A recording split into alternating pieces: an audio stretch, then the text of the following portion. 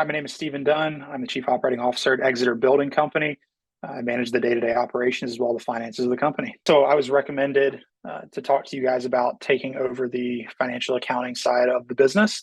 I had actually just started with the company at that point in time. And so for me, it was getting to know the business, getting to know the operations, the finances. I'm a CPA by trade, so probably a little bit of a control freak as well, and decided that I would hold on to it.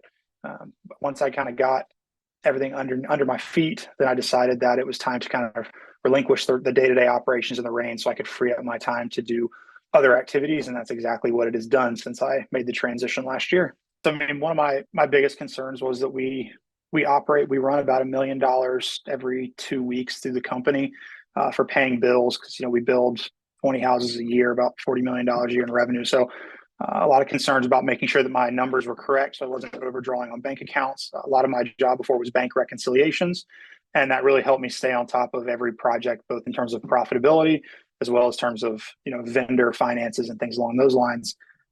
So that was kind of my biggest holdup at first, but then realizing the way that you guys do reporting, you actually improved my processes. Even though they are a little bit different, it actually made it better, and I was using the system kind of my own way, and accounting department came in and made the system work the way it was supposed to function, which I think has actually helped to clean up the books even more, which is hard to admit as a CPA myself.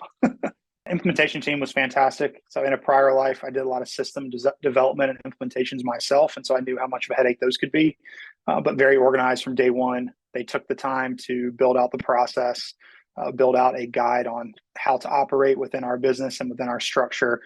Very seamless. They had a couple meetings with me that were scheduled meetings ahead of time to go through and ask their questions. They were always well prepared, just made it very quick and painless so that I was able to, work with them and then move on and get other things done that I needed to that day.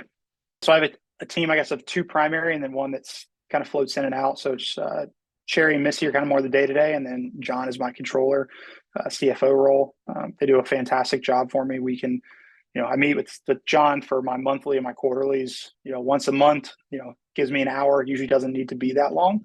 And then I have Sherry and Missy who meet with me every week. And basically what they will do is if we don't have anything for that call, then we will cancel that call.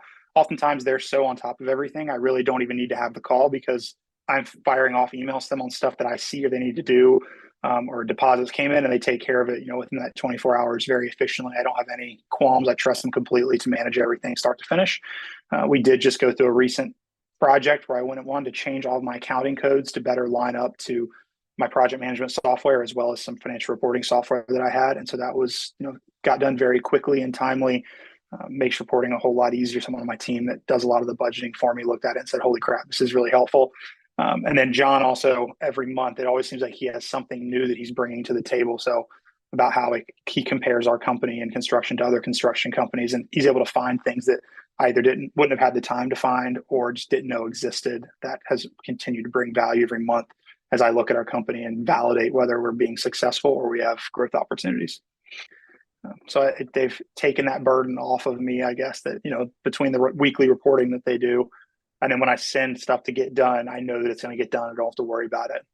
In past lives, I've had to flag emails, make sure stuff gets accomplished, just because, it's easy to fall behind in their work, but they never do. They take care of it, right away, which has been fantastic.